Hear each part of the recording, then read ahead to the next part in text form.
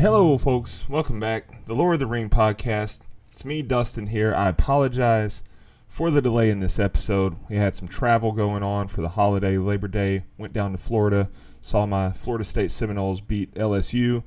Then my phone just decided to crap out. So all the notes that I had previously taken for the episode just lost. Had to get a new phone, start over from scratch. Either way, neither here nor there. We're not here to make excuses. We're here to make it happen. So I'm back, and I'm going to bring you WCW Fall Brawl 97. That was the poll winner over 93, 96, and 98. And, yeah, let's just jump right into it. I'm going to set the scene here. We're going to go match by match on the card, and I'll give you kind of the backstory in the feud that was going on, how the booking decisions got us to where we end up in Winston-Salem for the pay-per-view. So, yeah, here we go. The first match on the card is Eddie Guerrero versus Chris Jericho. Jericho defeated Alex Wright on the episode of WCW Saturday Night that was taped on August 12th, and that was to win the Cruiserweight title. And then Jericho would face Eddie Guerrero at Clash of the Champions 35 on August 21st in Nashville, which would actually be the last ever Clash of the Champions for WCW. Side note there. And Jericho would retain the title there. After the match, Guerrero attacked Jericho and hit him with the Brain Buster and a Frog Splash. Then it was announced on the August 25th Nitro that Jericho would face Guerrero in a return match at Fall Brawl. On that Nitro, Jericho was set to face Chavo Guerrero when Eddie came to the ring before the match started and told Chavo to step aside. Next thing you know, basically every cruiserweight on the roster was in the ring brawling in a crazy segment that ended with Eddie nailing Jericho with the Cruiserweight title, laying it across his chest, and then hitting him with the Frog Splash. Now, when I say every Cruiserweight on the roster, you got to think back to the mid-90s WCW. That was a lot of guys. They had a lot of Cruiserweight signed.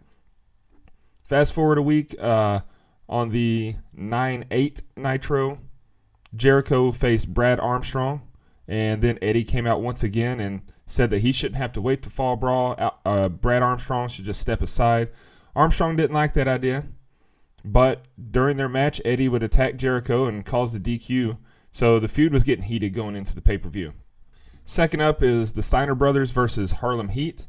On the August 25th Nitro, Harlem Heat came out, and Booker T said he doesn't know what's going on with the tag team division because they were told the Steiners were still the number one contenders, and he asked the Steiners to step aside.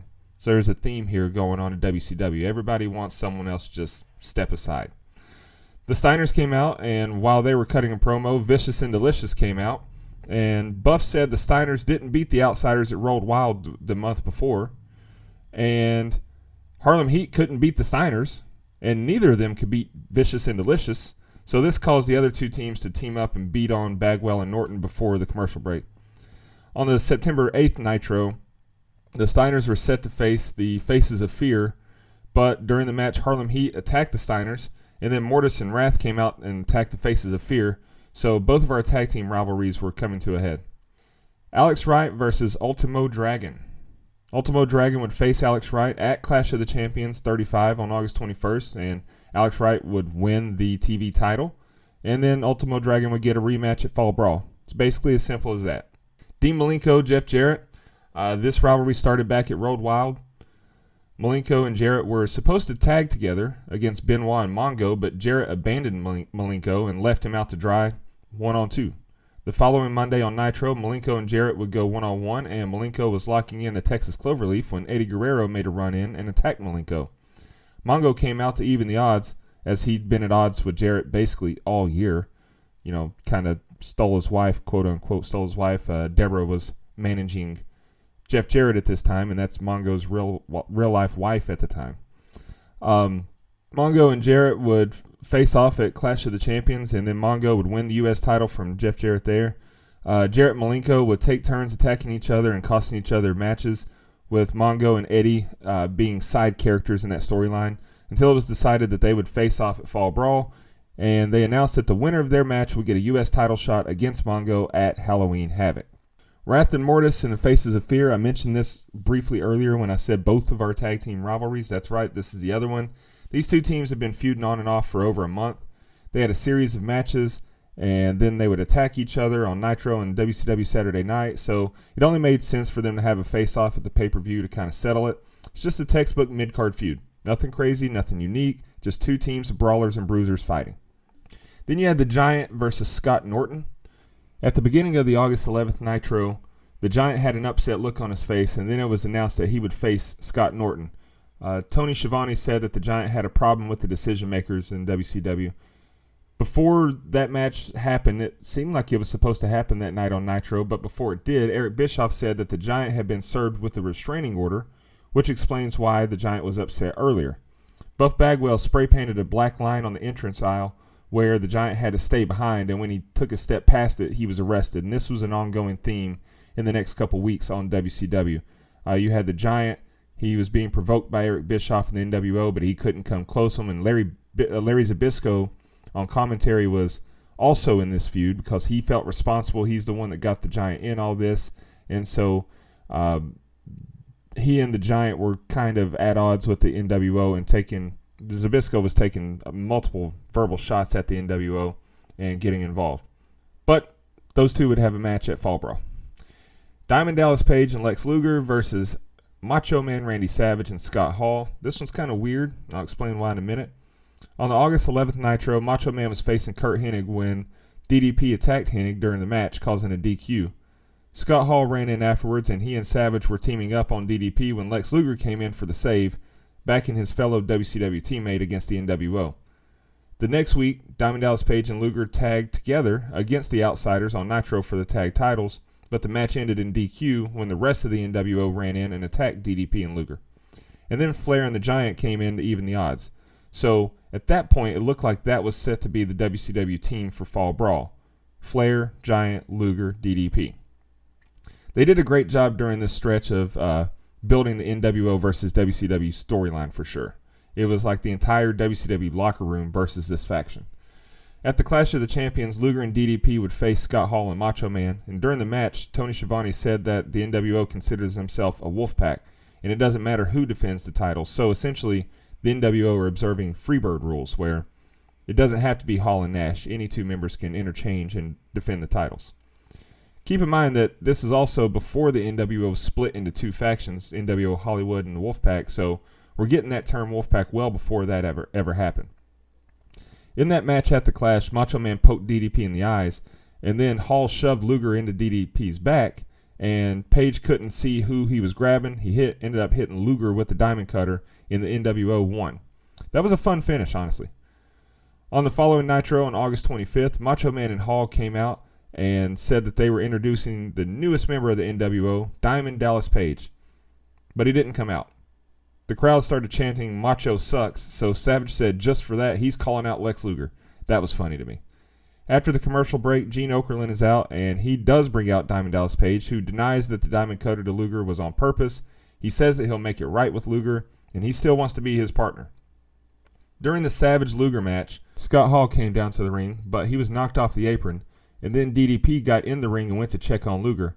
Since he approached him from the back in the middle of a match, Luger didn't know who it was, and he grabbed him in the torture rack as the show went off the air. So another fun finish to kind of build tension and can these two get along and coexist.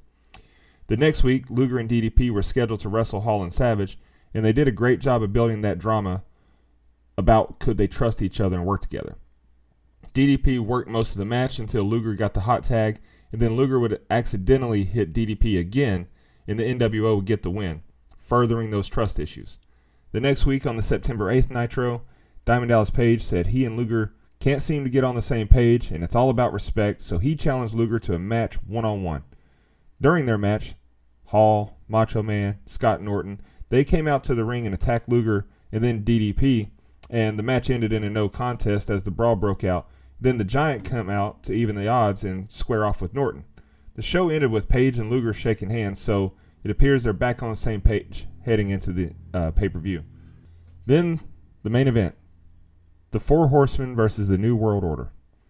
Hollywood Hogan, keep in mind, he won the WCW World Heavyweight title from Lex Luger on Road Wild in August, but then he took some time away to film a movie, and he also had in his contract that he only had to work 4 pay-per-views per year, so he wasn't in the plan for War Games. Flair had been courting Kurt Hennig to become the fourth horseman, with Arn Anderson being out with injury. Flair and Hennig had known each other for many years, but Hennig is being very standoffish about being a horseman. Won't commit to it. On the August 11th Nitro, Flair questioned why Hennig was talking to Eric Bischoff backstage, and Kurt said he has business with him. He also accepts Rick's offer to be his partner at Clash of the Champions, but says that doesn't necessarily mean that he's a horseman. The next week on Nitro, Flair was facing Syxx when the NWO attacked him, and Hennig came out to the rescue. Then at Clash of the Champions, Flair and Hennig would face off against Konnan and Syxx, when Flair and Hennig would win when Hennig hit the perfect plex on Konnan. After the match, Hennig still wouldn't give a straight answer about whether or not he would be a horseman. On the August 25th Nitro, Flair says they can't wait any longer. He needs an answer now. Hennig says he's not ready. So Flair says he wants to bring out someone who wants to talk to him and introduces a returning Arn Anderson. Anderson had been out for months with an injury, and he cuts probably his most famous promo of his career here, where he announces that he has to retire, and he says he wants Hennig to have his, not only a spot in Horseman, but his spot, the only thing he has left to give. I vividly remember this promo as a kid, in particular the line where Arn says that he's got a left hand that can't even button a button. I mean, I was 10 years old at this point, and I just remember that so vividly like it was yesterday. Hennig obviously accepted. He said it would be a privilege. Later in the show, Eric Bischoff had joined Tony Schiavone on commentary, and he asked Tony who will represent WCW in War Games, and Tony says that after seeing the Horsemen together, he thinks they'd be good representatives. He asks Eric who will represent the NWO, but Bischoff doesn't give an answer. The next week on Nitro, on 9/1, Syxx would come out dressed as Flair, Konnan would come out dressed as Mongo, Buff Bagwell was dressed as Kurt Hennig, and then Kevin Nash came out dressed as Arn Anderson, and they spoofed the Horseman's promo from the week before. Nash went way overboard with his personal shots and jabs at Arn Anderson, and Anderson has said his biggest issue with that is that they painted him as an idiot drunk, and that wasn't fair or accurate, and it was unfair to his family. Arn did a whole episode of his podcast about this topic. It's titled My Spot on the Arn Show. I recommend checking it out. It's a great companion piece for this episode, and you can hear Arn Anderson's side of things for that whole storyline. Nash absolutely buried Arn and the whole segment from the previous week. And the worst part about this is that the Horsemen didn't even get to respond. They didn't get their heat back, which just made them look weak. The next week, the show opened with Bischoff opening the show by rolling the footage of the spoof, but the Horsemen interrupted and shut it down and called out the NWO, who, of course, didn't come out. The NWO did come out later in the show, though, and they doubled down on last week's actions. Nash says that they're way too busy for the Horsemen, but Buff and Konnan aren't. They'll face Flair and Hennig later in the show. Also on that show, this is important to note, Roddy Piper was announced as the new interim executive chairman for WCW since J.J. Dillon had been put out of commission by Hogan, and he officially makes War Games the NWO versus the Horsemen. So he moved Luger and DDP out of that match, and again, I didn't realize that they were originally in that match because it never had been officially discussed, but I guess it was speculatory, and now that's out. Luger and DDP are out of that match. The Horsemen are in. Flair and Hennig would get the win over Buff and Konnan, and Mongo and Benoit would come out afterwards to congratulate them, and they looked to be in sync and looking great heading into War Games. Now also, I mentioned that Clash of Champions. At that Clash, the NWO was in the ring celebrating their 1-year birthday, and Sting's new music started playing, and he was up above in the rafters with a vulture, and a kid's voice delivered a monologue. It's a very famous spot. So that's where we're at in time. Sting was a quote-unquote free agent, and J.J. Dillon had been trying to sign him to a contract for WCW, but Sting has made it clear what it'll take. He wants Hogan, which, of course, he ends up getting at Starrcade in December. That was one of the things Piper said that he was going to guarantee happens, was he's going to get Hogan and Sting signed. It ended up happening at Starrcade in December. So this was a major focal point of WCW TV programming at the time, was this Sting-Hogan storyline. Okay, let's get into the show. It's September 14th, 1997. We're in the Lawrence Joel Veterans Memorial Coliseum, where 11,939 fans have sold out the arena here in Winston-Salem, North Carolina. They're on hand to witness Fall Brawl 97 the War Games. The show opens with a video package with promos from Flair and the Horsemen and the NWO spoofs. Tony Schiavone, Mike Tenay, and Bobby the Brain Heenan welcome us in on commentary. The first match we get is Eddie Guerrero versus Chris Jericho. It's for the Cruiserweight title. And when Eddie comes out, the graphic on screen says Harlem Heat. So we're off to a rocky start already. The champion Chris Jericho is out next.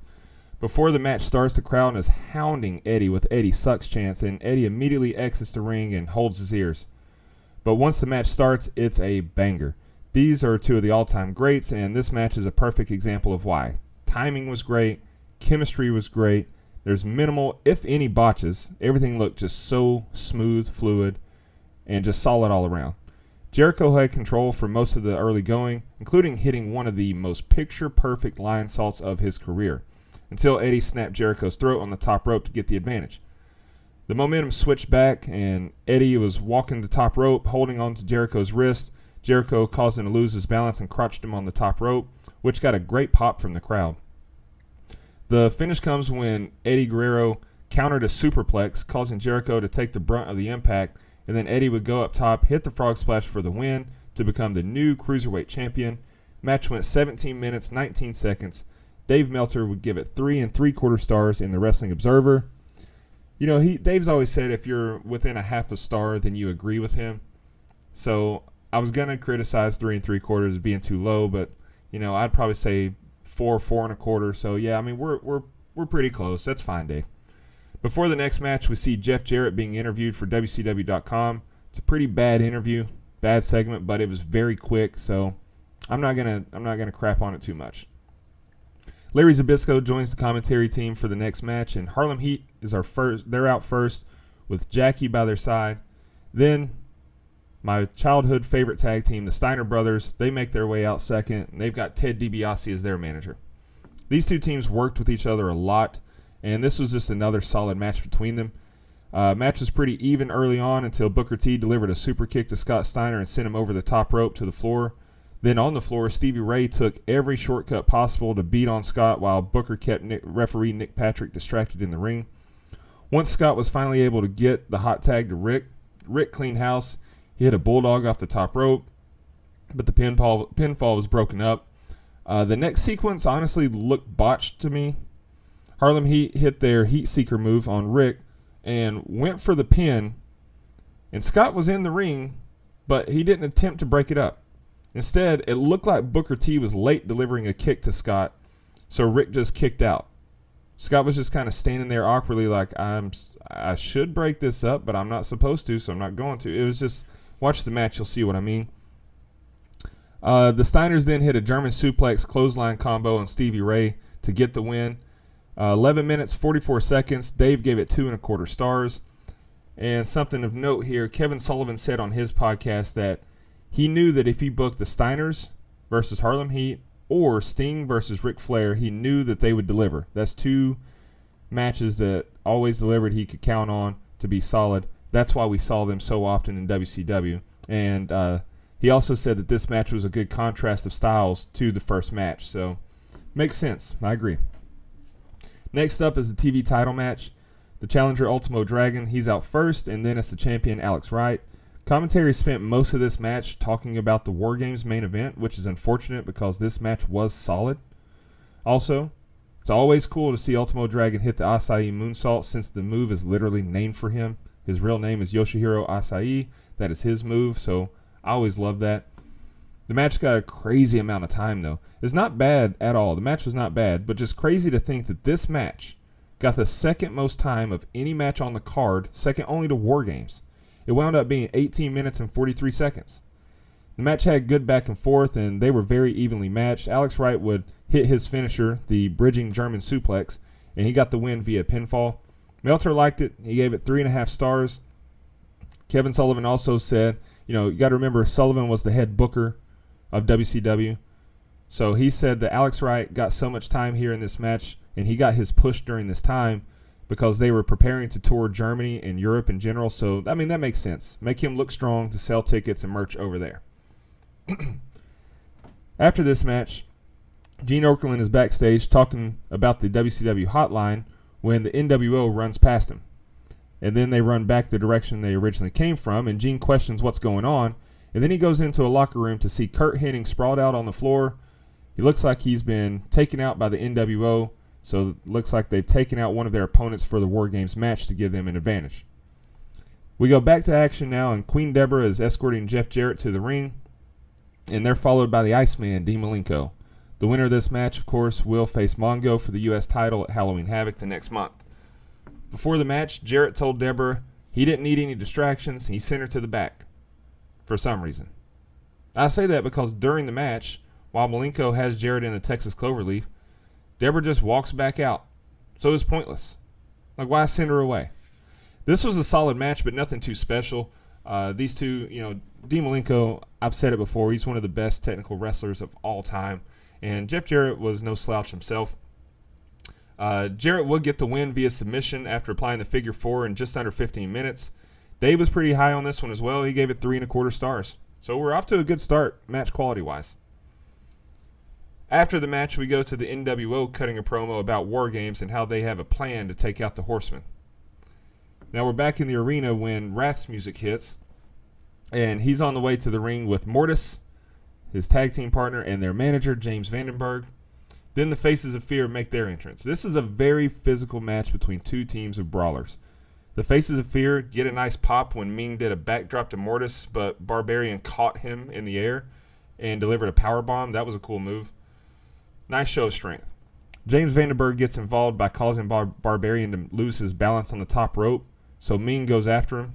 And while referee Mark Curtis is trying to keep Ming from killing Vandenberg, Mortis and Wrath double-team Barbarian, and Shivani mentions how Ming is letting his partner down, so it's kind of foreshadowing the split of that team that happens in the coming months. Vandenberg tries to get involved again, but Ming grabs him in the Tongan death grip, and it was a cool spot because Vandenberg was like lifted up. He was suspended, draping over the top rope while he's in the Tongan death grip. And then Mortis tries to save him, break it up, but he gets a Tongan death grip for his troubles too. Wrath comes over though.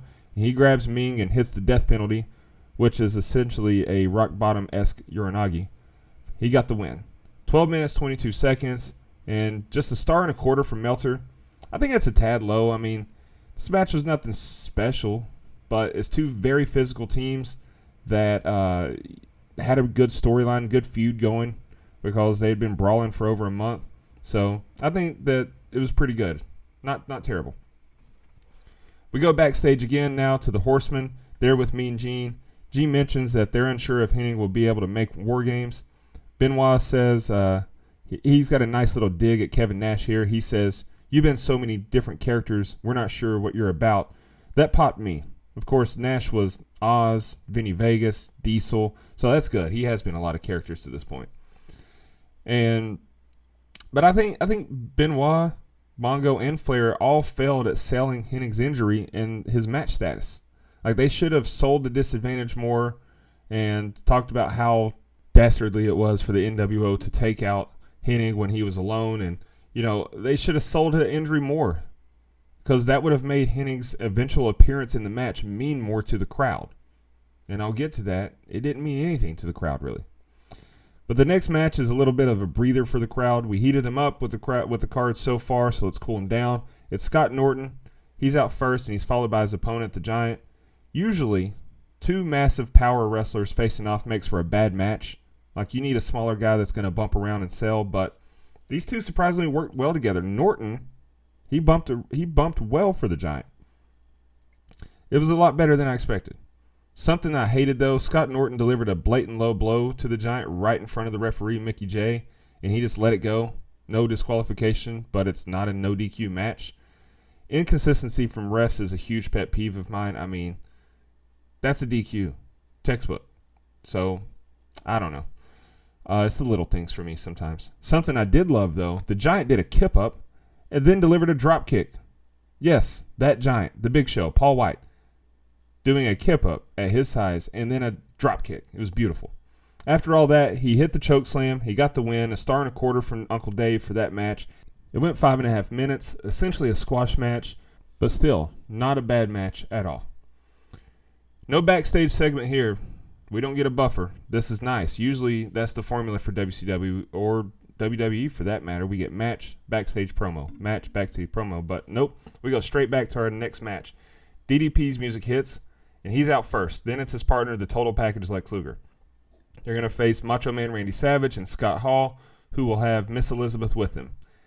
When I said earlier it's kind of weird to me about this match, this feud, it's weird to me that Hall and Nash are the tag team champions, yet Hall is tagging with Savage here and Nash is in the War Games. Like, you would think Hall and Nash would be together in either one of these matches. Maybe sub Macho Man into War Games, or sub someone out to tag with Macho Man here and put Hall in the War Games. I don't know. It was weird. Oh well. While watching this match, I did realize how crazy it was that Lex Luger got as over as he did in his career, because he may have had the most limited moveset of any wrestler who ever held the world title. It was insane. But he had the physique, that's for sure, and the charisma. The crowd is hot for this one. Shows how over the NWO storyline was.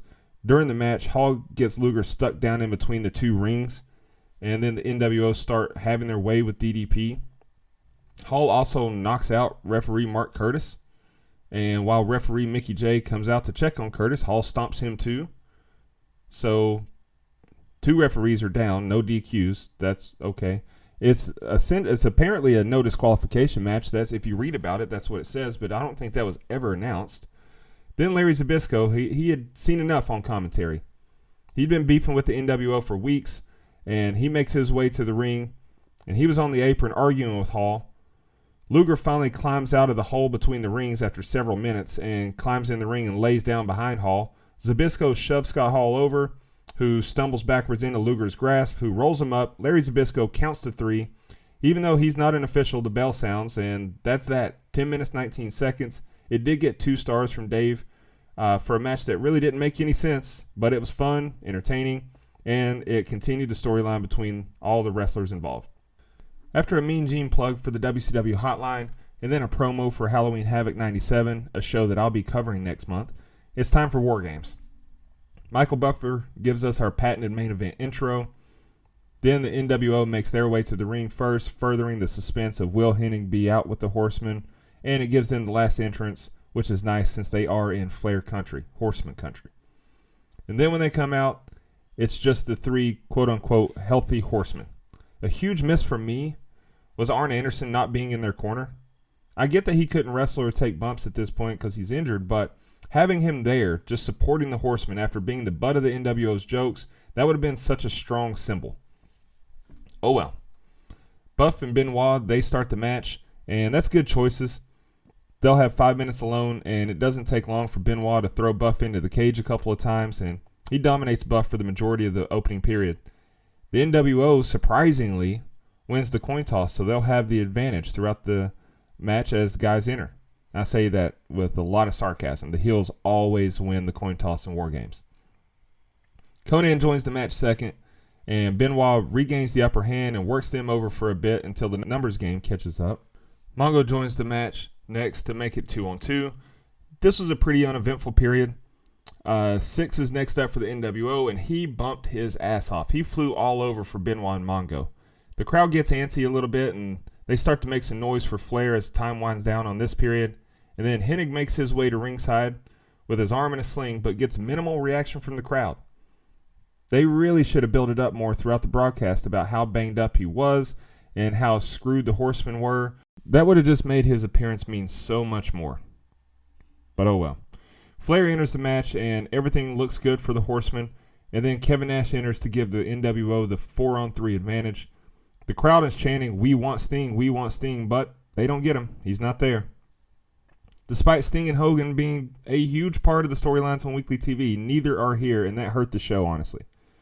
Instead, Curt Hennig is still announced as the final entrance to the match, and he gets in the ring with his arm in a sling, but immediately takes off the sling and reveals a couple pairs of handcuffs, which the crowd pops for until he does the unthinkable. He hits Mongo with the handcuffs. And then Flair. He's turned on the Horsemen, and he's aligned with the NWO. Mongo and Benoit are handcuffed to the cage, and the NWO targets Flair. Nash gets a mic and asks Benoit if they surrender, and Benoit spits at him. He asks Mongo, and he says no. So Nash hits Flair with the jackknife powerbomb, but they still won't quit. the crowd is church mouse quiet. They're in shock. This is Horseman country, and they're not liking what they're seeing. Finally, Kurt drags Ric Flair over to the cage door and positions his head in the door as if he's going to slam it on it.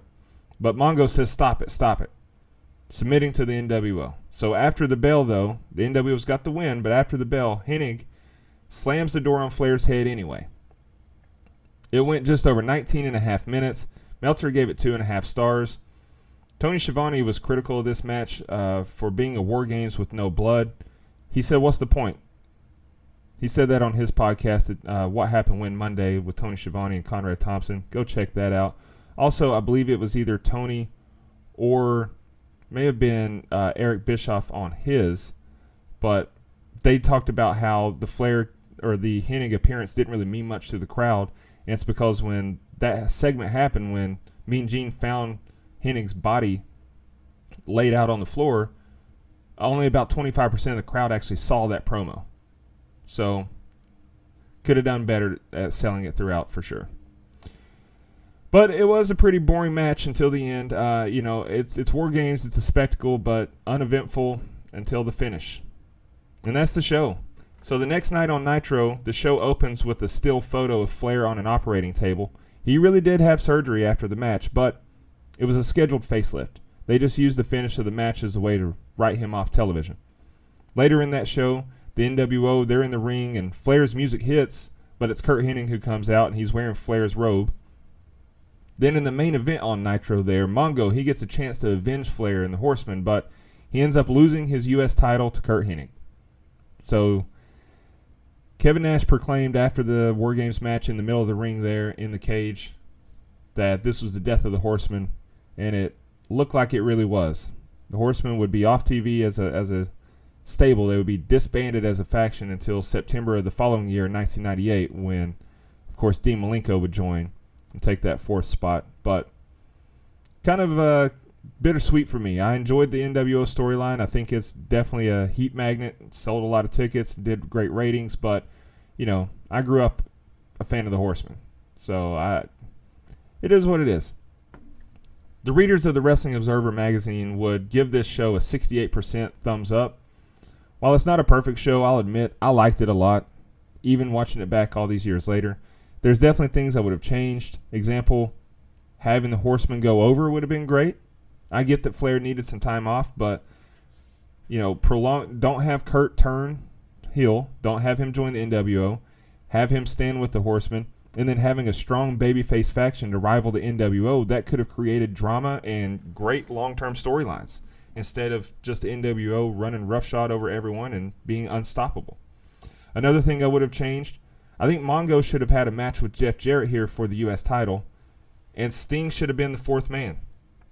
Sting has ties to the Horsemen going back to the late 80s, and the crowd was fiending for him, but they didn't get him. And so I think, it would have made sense. It would have been forgivable to have Mongo not be with his Horseman brothers in this match. You could even have him and Arn Anderson be at ringside as, essentially cheerleaders for the Horsemen in the War Games match. But huge missed opportunity having Sting in this match. I get it, they were saving him for Starrcade and Hogan, but man, that crowd they were wanting the stinger. So let's get into the superlatives here. The RVD 5-star moment, I'm going to give it to Chris Jericho versus Eddie Guerrero. I mean, that was a great match, best match on the card. Our Shockmaster Award this week is going to go to production and booking. Look, the very first man out of the curtain gets the wrong name graphic. Tony Schiavone on commentary says, have we ever seen that move from Alex Wright? When it was a move that we saw every match that Alex Wright had. So those two things are on production. And then, not having Arn Anderson at least be with the Horsemen in their corner, and not having Sting at the show at all, even if he's just up in the rafters looking menacingly, doing something. The crowd wanted Sting. Those are just huge, huge misses. So even if I accepted and agree with the decision to have the NWO win, have Hennig swerve and turn heel, those other two things, they're just huge misses to me. As for my final grade, look, it's a solid show. It's not perfect, but it's not bad at all. It ages pretty well for a WCW show. A lot of them don't. I'm going to go with a flat B grade on this one. And for my next show, I'm not going to throw a poll up this week. I'm just going to go ahead and get into it because I'm going back-to-back weeks since I was late delivering this one. Next show, I'm going to do something a little different. My first NXT show. I'll be doing NXT TakeOver Fatal 4-Way, which took place in September 9 years ago in 2014. That card, of course, features Charlotte versus Bayley for the NXT Women's title, and the main event of Adrian Neville versus Tyson Kidd versus Tyler Breeze versus Sami Zayn for the NXT title. All right, that's it. WCW Fall Brawl 97 is down for the 3 count. I thank you all for tuning in, and so long from the Volunteer State.